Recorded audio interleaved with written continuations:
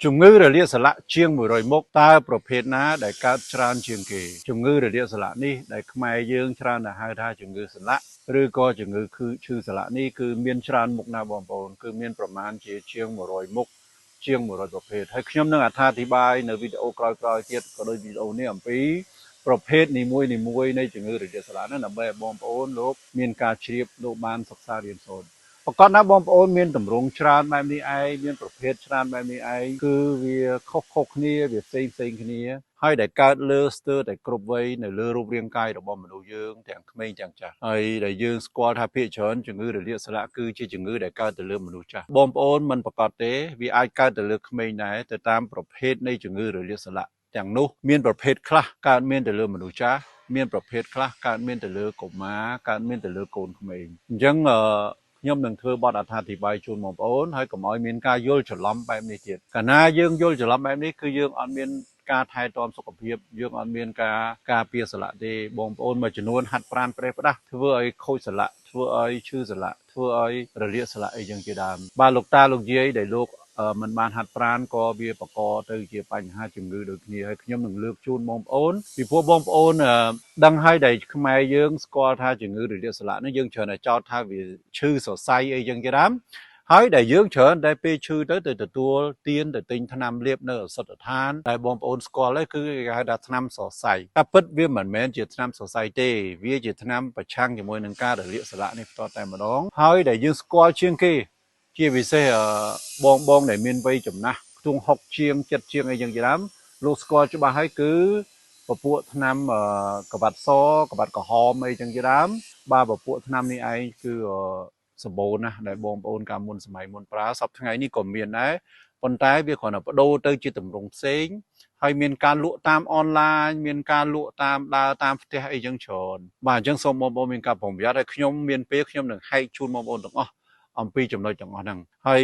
មួយទៀតសូមបងប្អូនដែលពេញចិត្តនឹងកិច្ចការរបស់ខ្ញុំបងប្អូនអាចចូលមើលកិច្ចការទាំងអស់នោះវីដេអូដែលខ្ញុំបានផលិតប្រហែលជាជាង400-500វីដេអូហើយនៅក្នុងបណ្ដាញសង្គមរបស់ខ្ញុំបាទដែលមាន YouTube Channel Dr. Lee Yohui ដែលមាន Facebook Page ដែលមាន TikTok Dr. Lee Yohui សូមបងប្អូនចុច Subscribe និង Follow ម្នាក់មួយហើយចែករំលែកទៅកាន់មនុស្សជាទីស្រឡាញ់បើបងប្អូនចង់ធ្វើធម្មទានចង់ធ្វើបុណ្យដើម្បីឲ្យអ្នកដទៃបានទទួលមើលវីដេអូរបស់ខ្ញុំបាទទាំងអស់គ្នាផងដែរក្នុងនោះថ្ងៃនេះខ្ញុំជំរាបជូនបងប្អូនអំពីពីរប្រភេទធំបាទហើយ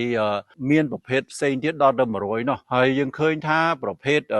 ទី1ដែលវាកើតញឹកញាប់ជាងគេបងប្អូនគឺជំងឺសឹកសន្លាក់ដែលយើងហៅថាជំងឺស្ងួតសន្លាក់នេះបន្តតែម្ដងខ្មែរយើងអាចហៅបែបនេះឯងបាទប៉ុន្តែបើសិនភាសាអង់គ្លេសឬក៏ភាសាបារាំងគេហៅថា arthrose នេះបងប្អូនគឺជាឈ្មោះជំងឺនេះបន្តតែម្ដងបាទហើយជំងឺ arthrose នេះគឺជាជំងឺមួយដែលកើតច្រើនជាងគេយើងឃើញថាមានអត្រាកើតនោះដល់ទៅ15%នៃចំណោមប្រជាជនទាំងអស់យើងឃើញថាជំងឺរលាកសន្លាក់ហ្នឹងវាមានអត្រា17%ទៅ20%ខ្ញុំបានធ្វើតួលេខនេះជំរាបតួលេខនេះដោយលើកប្រទេស3-4ជូនបងប្អូនហើយថាវាមានកម្រិតប៉ុណ្ណេះឯងបន្តតែម្ដងអញ្ចឹងបើសិនយើងគុណលេខសម្រាប់ខ្មែរយើងដែលមានចន្លោះប៉ុណ្ណឹងគឺខ្មែរយើងជាង2លាននាក់ចន្លោះពី2លានទៅ3លាននាក់ដែលកើតមានជំងឺសន្លាក់ក្នុងចំណោមពួកគាត់ហ្នឹងយើងឃើញថាអត្រាហ្នឹងគឺច្រើនជាងគេគឺភាគច្រើនគឺករណីអថោនេះបន្តតែម្ដងករណីដែលជាជំងឺសឹកសន្លាក់ឬក៏ជាជំងឺស្ងួតសន្លាក់នេះបន្តតែម្ដងបាទអញ្ចឹងច្រើនបងប្អូនបើយើងមើលទៅលើជំងឺនេះគឺយើងឃើញថាអ្នកដែលកើតច្រើនជាងគេគឺមនុស្សចាស់ដែលមានវ័យជាពិសេសលើសពី80ឆ្នាំអ្នកដែលមានវ័យលើសពី80ឆ្នាំគឺមានអត្រាដល់ទៅ80%បាទគឺ10នាក់គឺមាន8នាក់ឲ្យបងប្អូនដែលគាត់អាចមានជំងឺនេះគឺអញ្ចឹងកិច្ចមិនផុតទេអញ្ចឹងបងប្អូនដែលមានឪពុកម្ដាយចាស់បងប្អូនត្រូវតែគិតរឿងហ្នឹងឲ្យមែនទែនគឺគាត់នឹងប្រឈមនឹងជំងឺសន្លាក់នឹងច្រើនមែនទែនសឹងតែគ្រប់គ្នាមានតែ80%ជាអត្រាខ្ពស់ណាបងប្អូនគឺ10នាក់គឺមាន8នាក់ហើយបាទហើយនេះជាការស្រាវជ្រាវមួយដែលធ្វើឡើងនៅប្រទេសបារាំងដែលធ្វើឡើងដោយវិទ្យាស្ថានស្រាវជ្រាវ INSERM របស់ប្រទេសបារាំងដែលលោកបានធ្វើការបោះពុម្ពផ្សាយគឺយើងឃើញថាជំងឺនេះមានអត្រាខ្ពស់នៅខ្មែរយើងក៏យើងមានអត្រាខ្ពស់ដែរប៉ុន្តែយើងអភ័ព្វដោយសារយើងមិនទៅមានការផ្ដល់ជាថវិកាធ្វើឲ្យអ្នកជំនាញមានការសិក្សាស្រាវជ្រាវទៅលើជំងឺនេះអញ្ចឹងយើងមិនមានតួលេខណាច្បាស់លាស់ជាក់លាក់ដើម្បីបង្ហាញជូនបងប្អូនបងប្អូនខ្ញុំលំអិតទៅលើជំងឺនឹងបន្តិចក៏ពិតវែងណាស់ហើយខ្ញុំនឹងធ្វើវីដេអូពេលក្រោយជូនបងប្អូនបន្ថែម តែយើងមើលក្នុងចំណោមជំងឺហ្នឹងយើងមាន4ទម្រង់ទៅទៀតទម្រង់របស់វាគឺវាអាចមានទម្រង់ទី1គឺជាទម្រង់ខូចឆ្អឹងខ្ចីដែលជាទម្រង់ខូចក្បាលឆ្អឹងផ្ទាល់តែម្ដងបានន័យថាក្បាលឆ្អឹងដែលយើងហៅថា cartilage វាខូចទម្រង់របស់វាហើយបាទករណីអាថូនេះករណីជំងឺសឹកសន្លាក់នេះបងប្អូនទី2គឺរលាកភ្នាសស្រទាប់សន្លាក់បងប្អូនបានមើលវីដេអូខ្ញុំពីថ្ងៃមុនគឺខ្ញុំនិយាយអំពីភ្នាសទំនាប់សន្លាក់នេះដែលវាជាសំណើមួយដើម្បីឲ្យសន្លាក់យើងវារអិលល្អវាបត់បែនបានស្រួលអញ្ចឹងពេលនឹងឯងគឺរលាកហើយវាស្ងួតអានឹងហើយអញ្ចឹងហើយបានតែនឹងយើងហៅគ្នាថាច្រើនថាស្ងួតសន្លាក់អីចឹងជាដើមបងប្អូនទម្រង់ទី3គឺក្បាលឆ្អឹងនឹងចាប់ដើមរឹងក្បាលឆ្អឹងនឹងចាប់ដើមរីកធំតែនឹងខ្មែរយើងច្រើនហៅថាជាដុសឆ្អឹង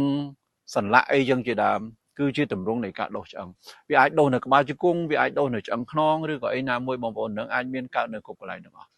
ទម្រង់ទី4គឺក្បាលឆ្អឹងសឹករិចរិលមានន័យថាក្បាលឆ្អឹងនឹងអាចសឹកខ្លាំងតែម្ដងបាទបងប្អូននៅលើសន្លាក់របស់បងប្អូននឹងវាមានភ្នាសសំណប់សន្លាក់វាមាន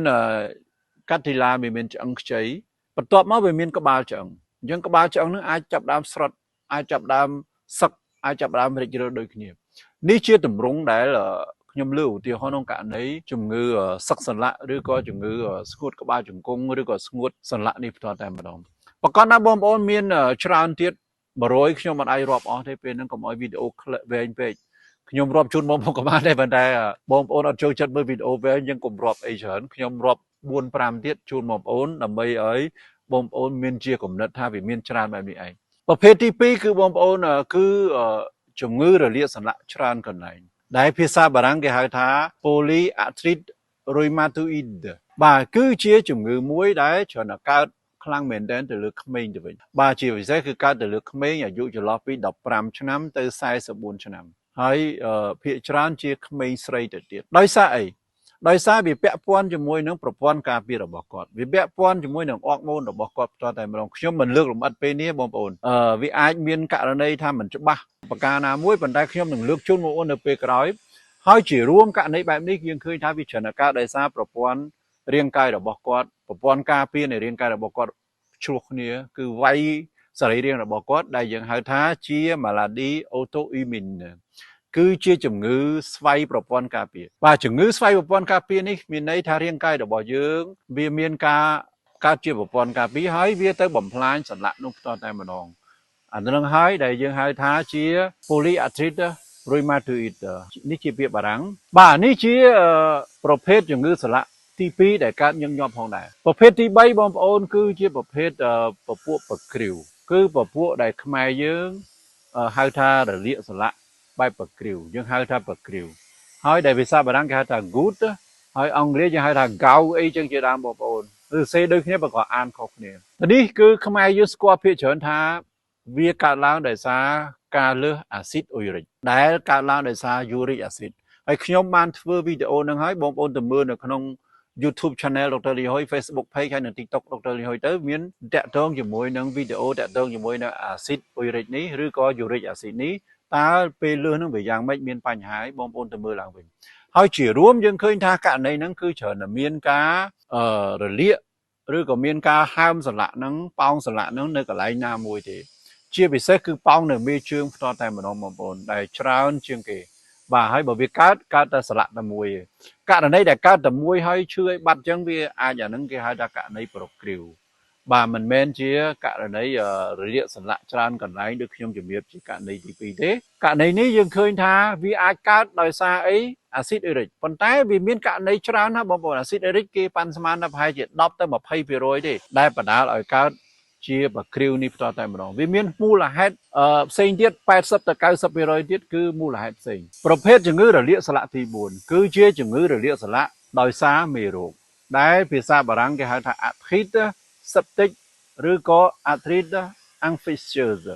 បាទមានន័យថាជាការរលាកសន្លាក់ដោយសារមេរោគណាមួយចូលទៅក្នុងរាងកាយរបស់យើងដូចជាមេរោគផ្ដាសាយដូចជាមេរោគបាក់តេរីមួយចំនួនឬក៏វីរុសមួយចំនួនកាលណាកើតយូរទៅវានាំឲ្យទៅប្រឈមជាមួយនឹងការរលាកសន្លាក់នេះផ្ទាល់តែម្ដង